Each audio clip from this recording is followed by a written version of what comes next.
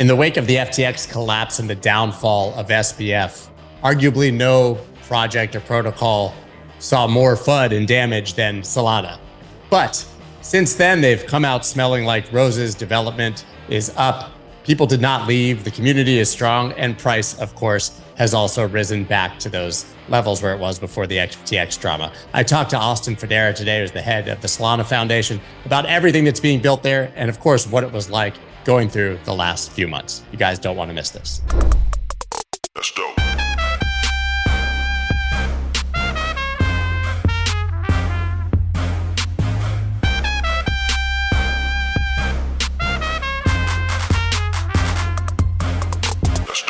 I don't know if there's anything you're dying to talk about, but probably probably worth starting at the point where Solana has made a raging comeback. Yeah, it's look, I think if you looked at the headlines, if you looked at Twitter in, let's say mid-November, even into late November and potentially even early December, there was a lot of doom and gloom that was being talked about the Solana ecosystem. And that, this was a moment where we have to see if this network was going to sink or swim. And I think what we've seen is that, developers are still here. The community is still here. Solana still has the most active users of any blockchain, and settles more transactions than all their chains combined nowadays. So it's been a really interesting thing to see. The community is really like the bread and butter of everything here, right? There's no point of a blockchain if it's not actually decentralized from a community standpoint.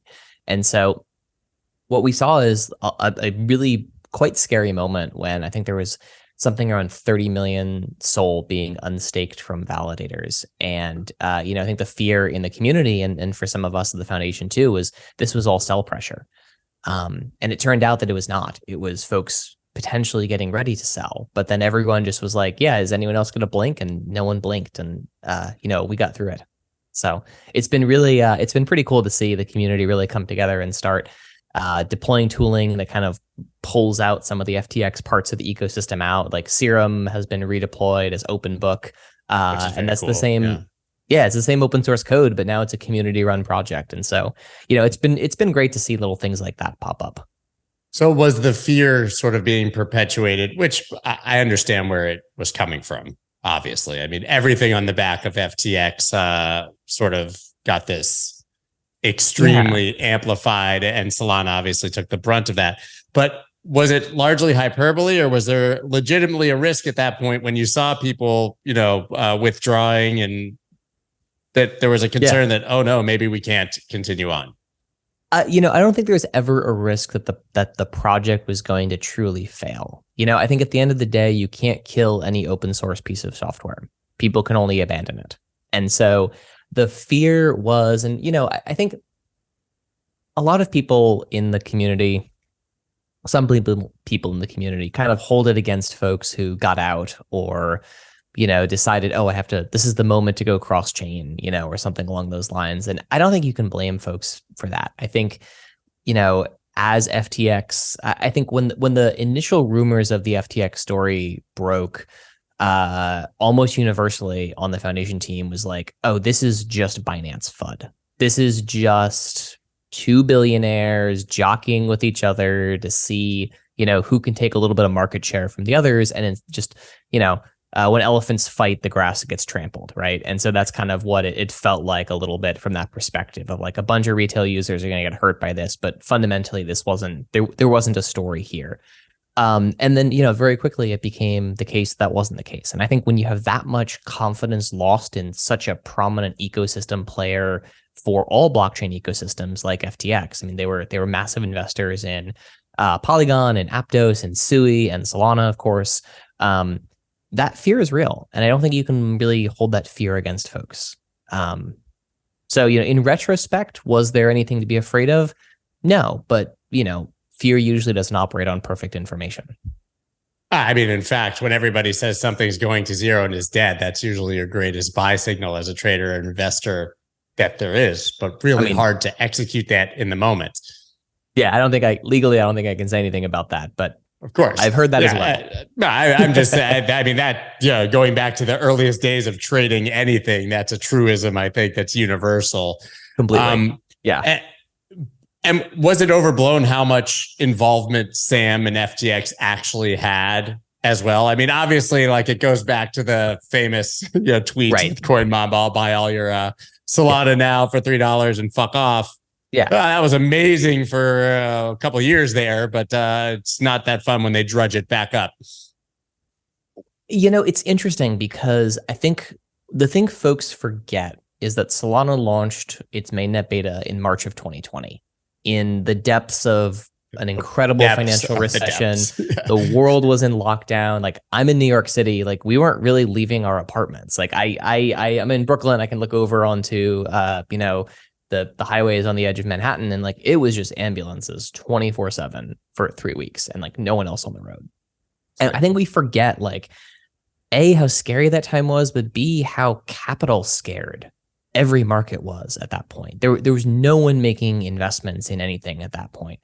And, you fast forward a few months and you get to the summer of 2020 and, the team at FTX, Anatoly and some of the other co-founders have been going around giving this demo called Break. And Break is a demo. You can still find it today I think it's on the footer of the Solana website, but you load up testnet and you get airdropped some testnet SOL and you smash your keyboard. You can see all those transactions confirming in real time on the blockchain. And that was the demo that the team at FTX saw and was like, we can build a decentralized order book protocol that's going to be just as performant as a centralized exchange. And so that they were the first engineering team of really any major prowess to take a bet on Solana and say, we can actually build something that's game changing on here. And, it's hard to talk about this in a way that is subtle because Serum and the decentralized order book, the central limit order book built on chain, that is like impressive technology. That was not something that anyone else was doing at the time. There's still no other real central limit order books built on other chains that operate this way. And that really helped cement Solana as a technical leader. Now, from that standpoint, I think it's fair to say that was the last substantive technical project that FTX and Alameda built on the Solana blockchain. Their interest shifted after that. They started launching other types of tokens and projects. And, by the summer of 2021, their competitive advantage had shifted, in my view, from being a really great exchange to someone who had started participating in the regulatory capture game in DC. And they were pushing legislation that was a little bit more anti-DeFi. And, the incentives just didn't make sense to be working with them. So there was really only this period of like 1 year where there was any real substantive work that was being done on the Solana network by those folks. They were never building validator clients. They were never kind of involved in network operations from that standpoint. But it was early, and I think Sam helped put Solana on the map in the early days. And so a lot of people still felt that he was intricately involved in the network in some way, and that was not the case at that point. So basically they took what had happened years before and extrapolated to believe that he was still participating and extremely active when really they had already moved on. Right. And from a trading standpoint, I have no idea what they were doing. Right. But from a builder standpoint, which is stuff we care about at the foundation, they were not building anything interesting on the network at, past Serum. Speaking of the foundation, what's the differentiation between the foundation and the actual project and protocol? Yeah, great question. So Solana, just the name Solana, is an open source decentralized software protocol. No one owns it. No one runs it. No one's employed by it. It's sort of like saying you work for Linux or you work for SSH or something like that. Like those aren't really things people say. So Solana Labs is a for-profit entity that, it's similar to like Consensus's role in the Ethereum ecosystem in the early days. It's a bit of a product studio. It's building the Solana Saga, the mobile phone project. It built Solana Pay. It builds a lot of different implementations of technologies on the network that have a profit motivation behind them. Solana Ventures is based out of Solana Labs, and that's a for-profit VC arm that, invests in stuff on the network. The foundation is kind of where all the fun stuff, I would say, really takes place. So the foundation is a Swiss foundation. And the reason I think that's important is like the structure of a Swiss foundation makes it very hard for it to be captured by someone. So like Ethereum Foundation, same kind of structure there. You want the foundation to have a mission statement that can't be changed and is always in the interest of the community. And I think if someone ever decided that a foundation wasn't in the interest of a community anymore based on what it was doing, there's the possibility to take that up with Swiss authorities and potentially take over that foundation. So there's a lot of protections that come from working in that structure. But the Solana Foundation is a nonprofit. It is not set out to make money, is not set out to make revenue. In fact, it is probably on like a 10-year clock to going away, right? Or even less than that. I think if you look at like the role the Ethereum Foundation played in the early days of Ethereum to now, they've stepped back massively as that ecosystem has evolved. Solana Foundation is on the same path, right? We build and invest in open source tooling that's in the public interest and public goods. That includes like the grant to build FireDancer, which is the second validator client for the Solana network. There's all sorts of things like that are done out of the foundation because there aren't entities that have those same community treasuries behind them to deploy to basically build public interest goods on the Solana network. Yeah, that's an important differentiation, and I think very confusing for most people who don't understand the interplay between the different entities and the fact that we're really just talking about a technology.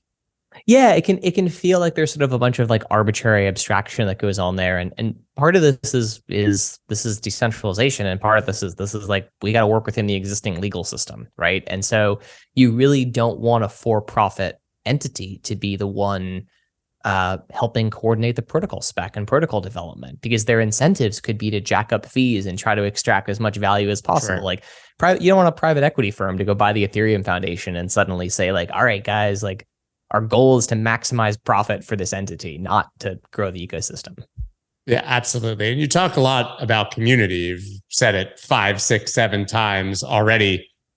Some would argue that at the core is what really drives the success of any project in crypto, certainly, right? Considering that you could argue that these are all experimental technologies and, comparable in certain ways. At the end of the day, maybe it's just how many people are passionate about it and care about it and are willing to use it and build on it that matters. Totally. Yeah. One of the funny things to like go back to is like, open source software before we invented the idea of open source software with tokens attached to it. That was all just volunteer work for the most part. Like folks in their spare time, like the reason Microsoft could never kill Linux is the Microsoft engineers would, clock out at 5 p.m., go home, like pour a glass of wine and start building the Linux kernel. And like, you can't do anything about that, right? It's open source code. It's on their free time. Like these are folks who just really believed in the mission behind a piece of open source software like Linux, right? And so that becomes the catalyst that keeps this all going. You see this in crypto nowadays too, where there's a lot of people who are just like, some of the coolest computer science and technology problems I can work on just happen to be in blockchain. It's really funny. Some of the engineers who work at Solana Labs, they don't even really care about tokens. They don't really they're not really sold on this whole idea of blockchain necessarily. They're just like, I want to work on the coolest problems in computer science and distributed systems. And like, that means I have to work for a blockchain foundation. Like I'm not a huge believer in blockchain. I don't want to destroy like the world's monetary system and replace it with something that's decentralized. I just really love these problems. And I think it's awesome that like crypto's a big enough tent that you can have the kind of folks who are like purist libertarian values that brought them to Bitcoin originally. And you can have folks that are just like, these are the coolest engineering problems I could possibly ever attempt to solve. And it all fits within the same industry. I think that's pretty cool. So what problems are they working on solving now? Because if they're the coolest and we've got the greatest computer scientists here and they literally don't care about the token or making money, there must be something really compelling there for them to work on. Yeah, look, I think a lot of the process of working for a large Web2 tech company nowadays is pretty rough. Everything now is about, how can you squeeze like the famous like Google testing 40 shades of blue to figure out what button had a higher conversion rate. Not many people like doing that work. Most people want to experiment. They want to build cool stuff. So like, some of the stuff on Solana now is we're working on these things called multiple concurrent block producers. So there's this really interesting thing with proof of history where proof of history, it's sort of a turbocharger for, proof of stake systems where transactions as they come into the network are sort of timestamped. Now it's a distributed clock, so it's not like that's a centralized clock, but they're timestamped, so you know what order they all came in on. What that means is that, theoretically, you can actually have two validators producing blocks at the same time in different locations in the world. And then the process of finalizing consensus is basically taking two sides of the zipper and zipping it back up together. And there you get the whole path of what transactions look like. That hasn't really been done before in distributed systems. Most other blockchains that are working, all other blockchains that are working on the problem of how do you have multiple block producers, they're using sharding to accomplish that. And sharding is basically multiple copies of the blockchain where you have bridges between those. So it's really interesting. Like that's just like one of those small engineering problems about that's the kind of work that very few people are doing in other systems, because most scaling is fractal scaling. And what's very cool about this is still running in one global state. Yeah, that is really interesting. It kind of sounds like every time we have these conversations that we've solved our 0 to 1 moment in blockchain, but now the 1 to 10 can go in a lot of different directions. Software is never done. I think there's this myth that someday we'll be done building software, and it's sort of when is Apple going to have the perfect iPhone? The answer is never. Right. There's always going to be something better you can do to the thing. Yeah, absolutely. So moving on from the tech, right? We've had sort of these bull markets of DeFi and NFTs and metaverse and move to earn, right? And these sort of cycles through different buckets in the crypto space. And it feels like we've been thirsty for a new narrative for a little while here. So I'd just love to hear the most interesting things in your perspective of what's being built right now on Solana, but in crypto in general, or if we're just going to sort of get a washing machine, another round of each of those things with better iterations and improvements. Yeah, look, I one of the things I love about this space is that it moves so fast, and one of the things that's really annoying about this space is it moves so fast. It's a blessing and a curse, right? And the curse part of it is it feels like the entire space has ADD. Like there's ideas that enter the space, and then they get 75% there, and then suddenly we're off to something else, right? Like this is the story of layer 2s versus rollups versus zero knowledge systems. ZK proofs, I think we hit peak hype on zero knowledge systems maybe 18 months ago. They're just barely coming online now, right? And I think the same thing with L2. It's L2s are all the rage 2.5 years ago. They're basically not shipped yet. And I think that's fine. I think it's, it takes a lot of time to build this. Nothing in blockchain ever ships on time. What I kind of wish is culturally we would slow down a bit and get a little bit more rigorous about the ideas that people are investing time and engineering in, and sort of do a little bit less sometimes it can feel like Twitter's kind of rubbernecking on whatever the new sexy idea is, and we're not actually looking at the fundamentals. And that's how you get things like FTX, right? That's how you get these sort of pieces of the ecosystem that end up having systemic risk, or the Axie Infinity Bridge that was running a 3 of 5 multi-sig for hundreds of millions of dollars. And, my favorite story about this, and I'm not sure if this one's real, but it's a great Twitter story and it's very illustrative anyway, was a guy figured out that all the ETH was gone on the bridge and he shorted Axie, and no one believed him when he tweeted about it. And then the price went up and he got liquidated. And that sort of thing, there was a 4-day lag between when the ETH was stolen and when anyone noticed it was missing. And which is insane, right? That's insane. Could you imagine JP Morgan being you know what? It took us 5 days to realize someone actually had pulled $2 billion out. Right. Yeah.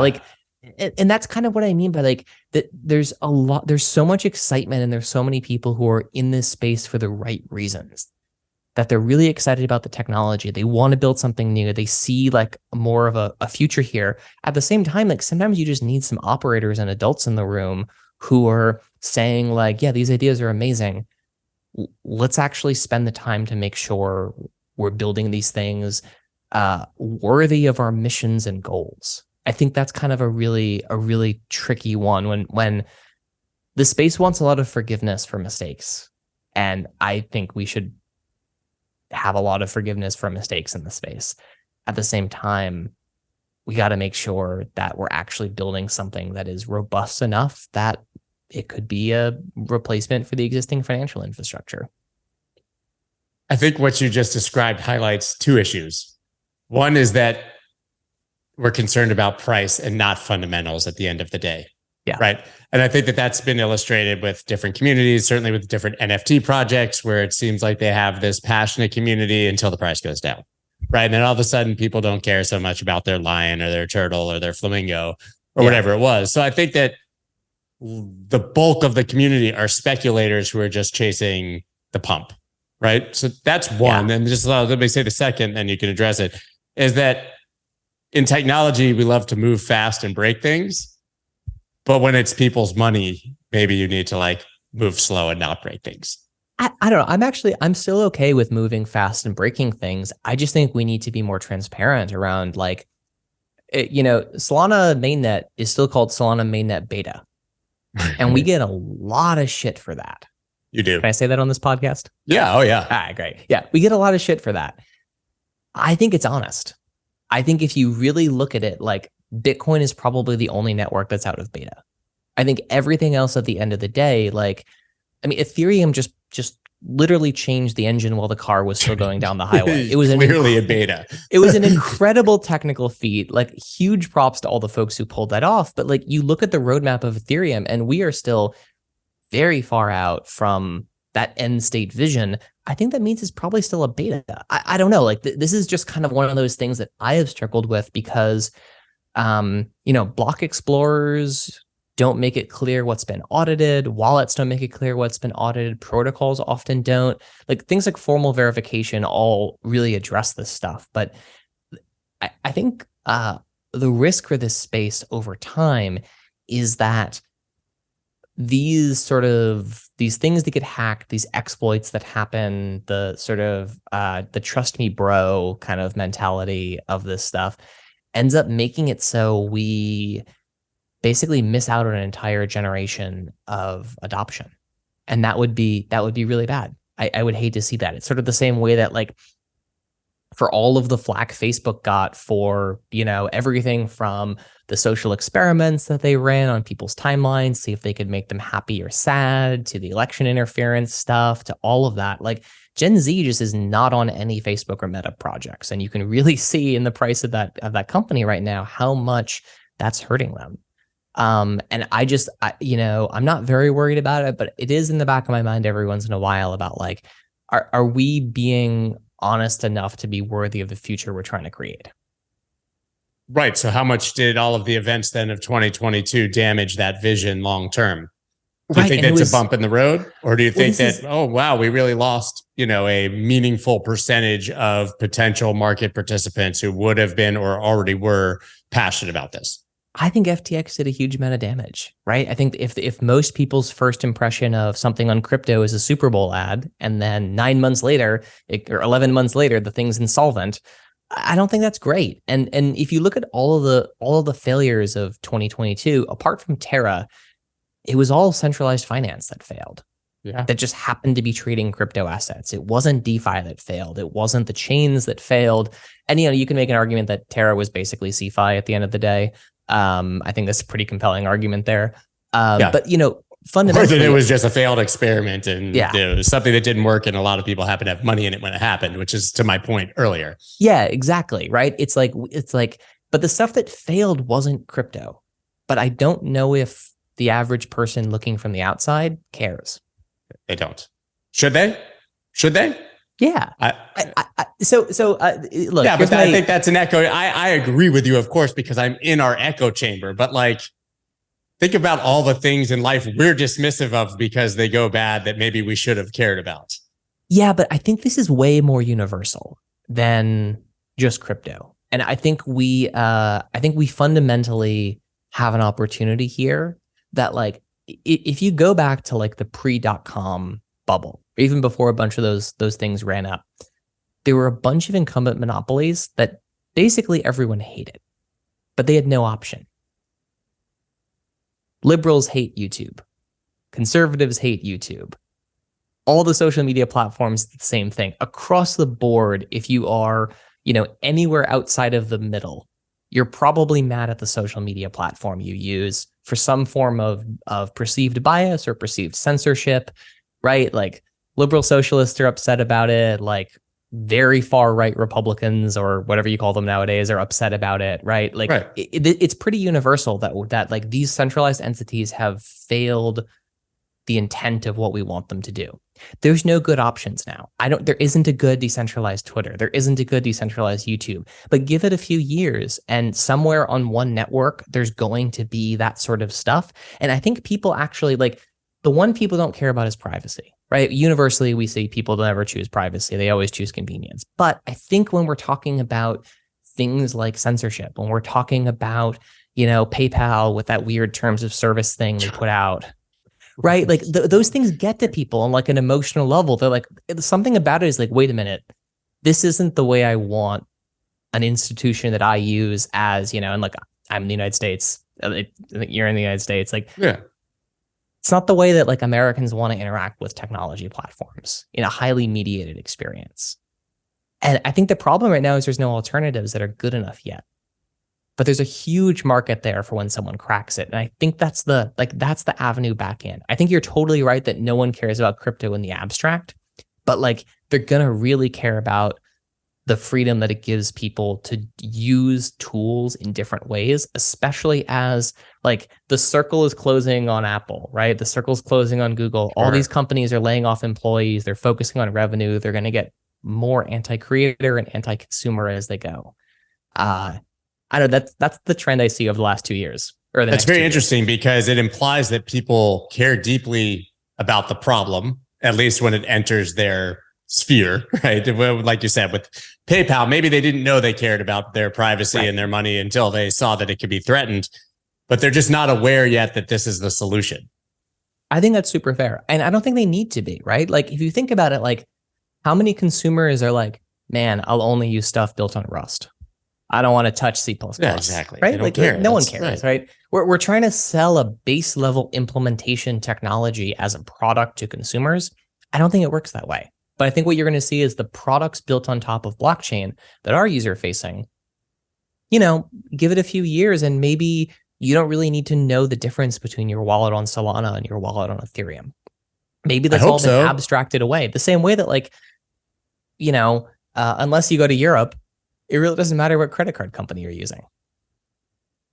Yeah, or the underlying technology of the internet or how your phone is being powered. Yeah, you don't care, you just want to use it. Right. Do I care the restaurant's using Toast or Square or some weird system from like 1980? No, I just care that I can pay for my food and I can get my food.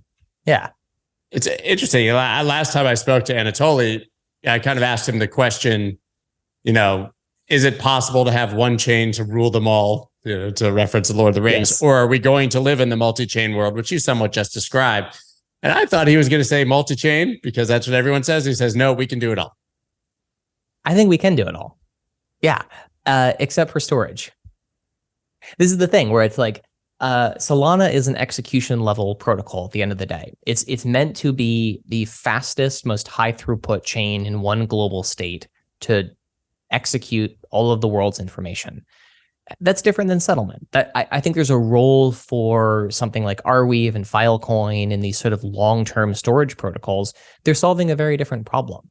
But yeah, I think to Tully's point, like you can do 95% of it on Solana. The question is Solana's performance going to be so far divergent from other offerings that it doesn't make any sense to build anywhere else? Who knows? We'll see. But like you saw this too, where it was like you roll back the clock to like the late 80s. How many different CPU architectures were there? How many different operating system versions were there out there? At the end of the day, it's all x86 and it's all Linux. Yeah. And everybody bought Apples because they look cool. Yeah. They'd have the blueberry or the orange one or the purple one. Yeah. Totally. I loved my blueberry Mac that had the 52 too or whatever modem. People thought I had the fastest internet in the entire world. That's showing my age here, I think. But even looking back, I guess for me to what that was like in the 1999. Yeah. How far we've come. I can't even imagine now with the, I guess, exponential increase in progress with technology, where we'll be in 30 years with blockchain, but much less. I would imagine the 30-year evolution I've seen since then will be 2 or 3 years now. Yeah. It's very interesting, right? When you think about that from that perspective, like what is, part of Solana's pitch is that it's hardware-based scaling. Like software innovations are hard to predict. You don't know exactly when they're going to come, but like hardware is basically on a curve that you can project into the future, especially when Intel and TSMC and AMD and all those guys, they make their investments on a 10-year horizon anyway. So they have pretty good projections into the future. So even if you see like, mining a Bitcoin block is so much harder than it was 5 years ago. Yeah. And that's because Bitcoin takes in it, improvements in hardware performance, and they trade security for it, right? They say like, oh, the math is going to get harder, so we can do the same amount of stuff just with more security associated with it. Solana is basically like, you're going to get the same amount of security, but you're going to be able to do 10 times as much as you could before. Or you can get 10 times the security for the same price as before, right? That's kind of the yin and the yang of that, right? You can accomplish both. You can basically choose which of the two things you want. But since a lot of that's hardware based, that is something that is more predictable than basing stuff on pure software innovations. And be that it's hardware based, that's sort of been the, I guess, base root of some of the criticism that Solana is too centralized, right? Because you have to be able to participate in the network, you have to be able to afford a certain level of technology and such. But isn't that then, if that is true, isn't that then a bet in the sort of deflationary aspects of technology that the price of those things will eventually come down and that won't be an issue in the future? Yeah, I think it's also kind of interesting because, the cost of running a Solana block producer right now, if you're running it in a data center, it's about $750 a month. If you're buying all the hardware and setting up at home, it's probably around $4,000, somewhere around that. That's a substantial amount of money, but there's no minimum stake required, right? The Solana's minimum stake requirement, I think, is 1 SOL.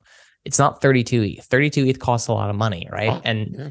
And nothing against Ethereum. It's just like you're optimizing for different things there, right? The cost to run a Solana validator needs to be low enough that the business interests make sense to run one. But with light clients and diet clients, I think we're going to get to a place where the folks who need to validate the state themselves can do it. But there's over 2,000 validators producing blocks on mainnet beta today. There's a Nakamoto coefficient of 31. ETH's Nakamoto coefficient is 5, right? So the higher that number, the more decentralized the network is in terms of a real-time censorship resistance standpoint.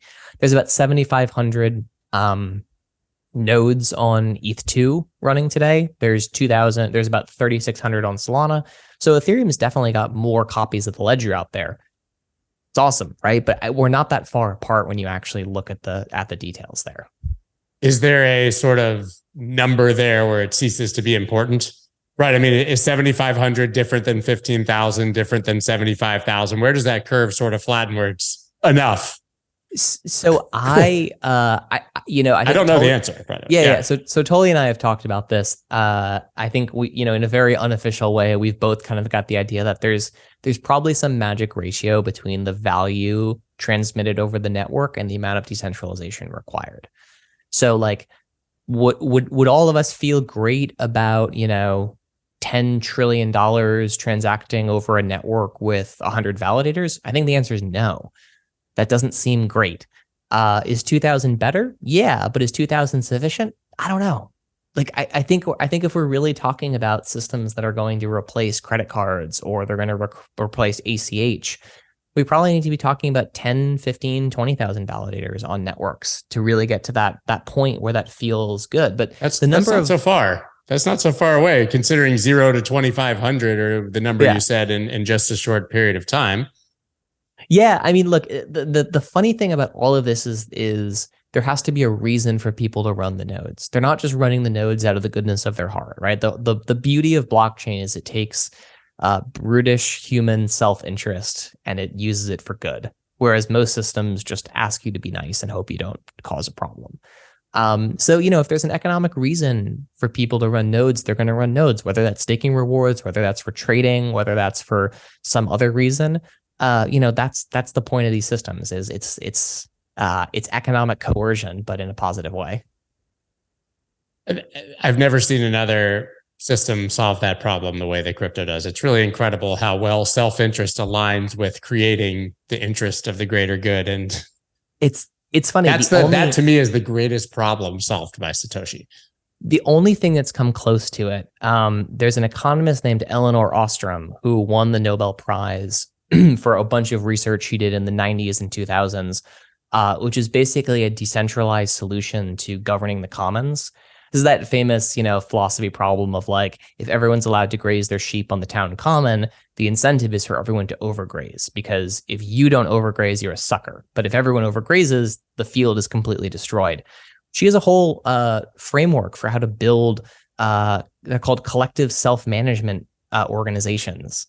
It's very, yeah, it's basically, it's very cool. I actually I think it's funny. All my undergraduate stuff in college was all around like that kind of economic research and work. And it's funny now coming back to it, 10 or 12 years later and just being like, oh yeah, this is blockchain governance. Like these problems actually, like there's a lot of really smart economic theories out there that can, I think, be applied to blockchain very well. So it's very cool to see like all this stuff converging.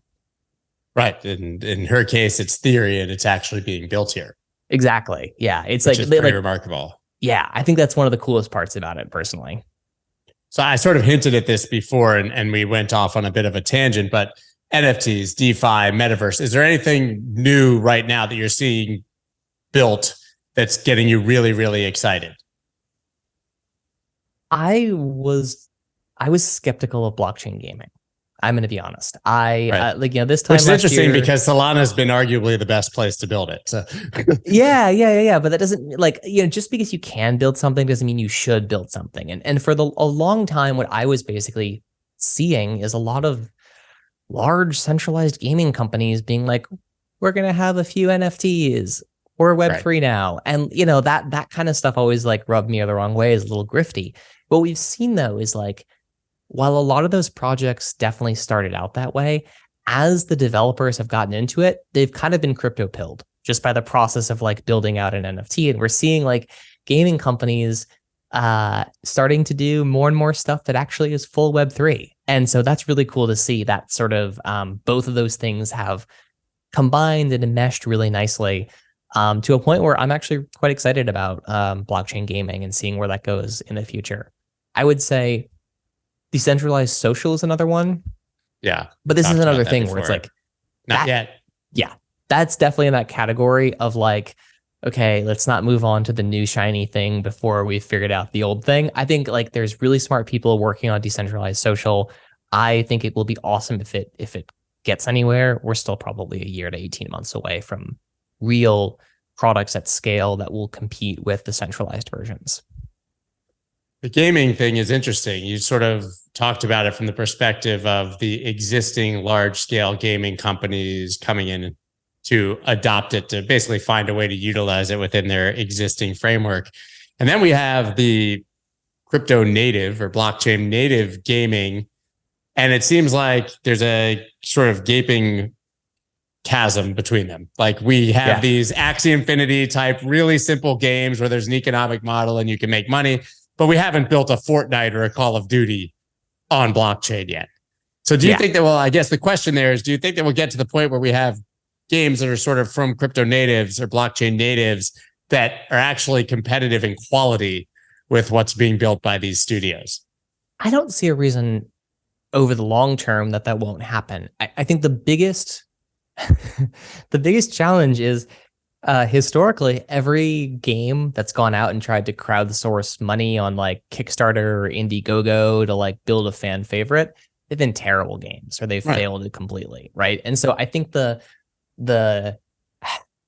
challenge here is the process of building an excellent game usually requires a little bit of a dictator, right? It's sort of like, could you imagine a David Lynch movie being built by a DAO? Right. Like it would like what you're paying for is the singular vision of someone who makes a game like The Last of Us. Like if The Last of Us were built by a committee, it would have been a very different game, right? And so I think that's kind of one of the challenges there is we need to let go of some of our assumptions about how Web3 things need to be run. I think for gaming to really get to a place where it's rivaling a Call of Duty, or it's rivaling like, a game like The Last of Us, or sort of a big blockbuster centralized game, you need funding models that are diverse, but you also need funding models that are diverse and distributed, but you also need the ability for like a singular vision to produce the thing that everyone wants them to produce, and then a process where that kind of then gets turned over to the community in some capacity. I think that is, look, one of the hardest things to do by far in this world is participatory democracy. And so I think we're getting into a place with all of this stuff where the problems we're going to have are going to become less technical and they're going to become more human over time. And I think that's an incredibly exciting intersection. Yeah, I don't think that DAOs solve everything, which was sort of a trend that we had. I view most of them as sort of this Lord of the Flies dystopian. Yeah, DAOs solve everything the way that electing all of your local officials solves the problem of local governance. Like, doesn't solve it at all. Most communities are terribly governed, right? Most local town governments are a disaster. Like, you ever been to your town meeting, or your city council meeting? Like, screaming.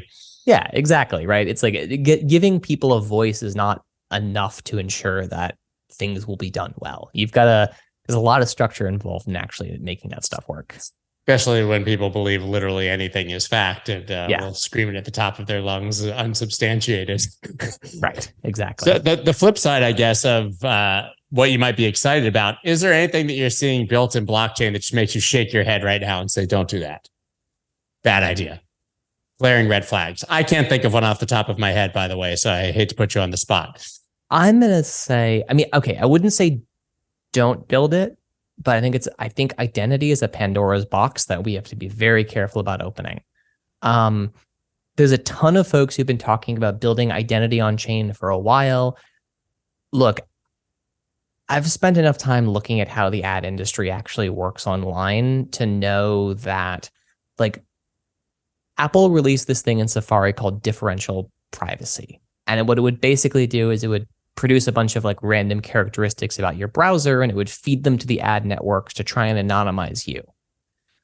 Turns out the way it generated the algorithm to anonymize data for you was specific to your computer. And the people selling ads were like, oh, we can recognize this pattern of random gibberish. This is Austin's computer. Right. And so the ad tech people, there's so much money around trying to figure out how you can track users that they figure out how to do it. Right. What I'm worried about with identity is it's basically a slow doxing of yourself. People are like, oh, you can only let a little bit of information be known to this website and a little bit be known to this website. Well, your commonality is still your wallet address. And all you need is an NSA style Prism dragnet, and suddenly I've got a complete picture of your entire identity linked to your wallet address. And I think as we also, which is worse, right? Which is worse than if you just did it the way it's done now. Which is so much worse. It's so much more personal, right? There's no way that an ad agency can figure out how much money I have in my bank account. If they have my wallet address, they can. And so I think that a lot of the folks who are pushing identity solutions right now, they haven't red teamed them enough. They haven't figured out the attack vector. I think multi-sigs fall into that same category too. A lot of people are like, yeah, right. They're like, oh, it's an 8 out of 10 multi-sig. That's super secure. It's also a 3 out of 10 destroy it and you're locked out of your funds forever. Right. Like all of our models are based on the assumption that the goal of the adversary is to steal funds. To, pull a Batman, some people just want to watch the world burn. And if they can lock $1 billion of ETH up in a bridge, they might do it. That's absolutely true. I really never considered that side of the identity argument, because obviously that, as I ask these questions, that seems to be right now the most common, what I'm excited about is, you'll have your identity, it'll hold it in like your crypto in a wallet with your keys, and you'll be able to use it to sign into Twitter and everything in Web 2 and also into Web 3. But as you just said, and I didn't really think about it, you're giving small puzzle pieces that eventually can only lead to one outcome. Yeah. And that outcome is, if we don't do it carefully, I think it betrays a lot of the values that this place was founded on. It's a bit scary. That's the thing I love about blockchain. We're always like one or two things away from it being really scary and falling apart. Yeah, that one kind of rocked my world a little bit because I hadn't considered that, and I wasn't really aware of that example from Apple. Yeah. Because I would argue the Apple engineers are pretty talented. Oh, should have seen that coming. No. From like a mass market privacy standpoint, like that is Apple's bread and butter, and even them, right? The folks who want to run click farms, the folks who want to sell you more toilet paper, they figured out a way around them. Right, and it's that's you can extrapolate that greater. That's kind of the scariest part about everything that's happening in blockchain in general. Is it always seems like the hackers, because they have more incentive, are looking to, whether they are or not, are looking to get a step ahead of anything that's built. Yeah, I mean, I will say though that this was the early critique of the internet too, right? It was like, you know, you've got the stories about the kids hacking into the phone company with a whistle, right? Like the security usually lags innovation, but then security catches up. And I think we're at a point now where for the amount of economic activity transacted over the internet, it's pretty safe. And we figured out these weird little things like, yeah, you pay, you know, the merchant pays 2% on a credit card, but that also means the user's protected from fraud charges, right? I think we're very early on building out what decentralized insurance looks like, right? There's all sorts of weird things like that you can start building. There's folks working on it. I haven't seen anything that I'm particularly taken with right now, but it's a lot of people working in the right direction, I would say. Yeah, and I think they'll get there. So what comes next for you when the Solana Foundation eventually winds down over whatever spectrum that happens? Oh, I mean, it's still so far away. It's not even worth thinking about, right? Like we're still talking about like more in the future than when Ethereum was invented, created, right? Yeah, exactly. So I think we'll see. Look, what I'll say is that like, I think after working in this space now for a number of years, it would be very hard to go back to any centralized company. I think if there was one industry, like if someone came up to me and said like, hey, you're never allowed to work in blockchain again, I think there's some extremely interesting work being done on nuclear fusion. Yeah, that's the breakthroughs that happened of late. That's way above my pay grade, frankly, and I don't think I'm going to go back and get the schooling. But yes, I think that is equally, if not more, groundbreaking than this, and it's hard to say that about many things. Yeah, I think these are two of the most interesting fields and technologies to be looking at. Like, my personal opinion on AI is it's both under and overhyped. But I think like fusion and blockchain are two of the technologies that are going to, over a 10-year time horizon, change most of how we interact with software and potentially even the world. The world. Absolutely. Where can people follow you after this conversation and check out what the Solana Foundation is working on?